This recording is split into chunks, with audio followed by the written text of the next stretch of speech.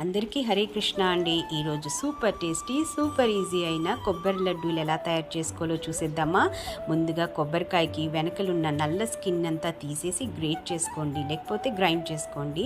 ఇలా చేస్తే లడ్డూలు వైట్గా ఉంటాయి, ప్లస్ టేస్టీగా ఉంటాయి. కొంచెం కష్టమే, బట్ ట్రై చేయండి. నేను 4 కప్స్ ఆఫ్ కోకోనట్ తురుముని తీసుకున్నాను. దాంట్లో 3 కప్స్ ఆఫ్ షుగర్ వేసానండి. షుగర్ కొంచెం తక్కువే తీసుకోవాలి, ఎందుకంటే కొబ్బరిలో ఆల్రెడీ షుగర్ ఉంటుంది. 1 కప్ ఆఫ్ వాటర్ వేసి ఒక స్ట్రింగ్ కన్సిస్టెన్సీ వచ్చేంత వరకు మెల్ట్ చేసుకుని బాయిల్ చేసుకున్న తర్వాత ఈ కొబ్బరి తురుముని దాంట్లో వేసుకుని బాగా ఫ్రై చేయాలండి.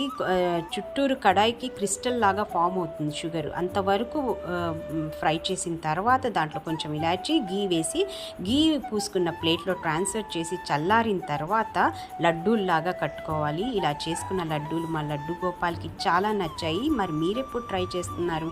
మీ లడ్డు గోపాల్కి హరే కృష్ణ అండి.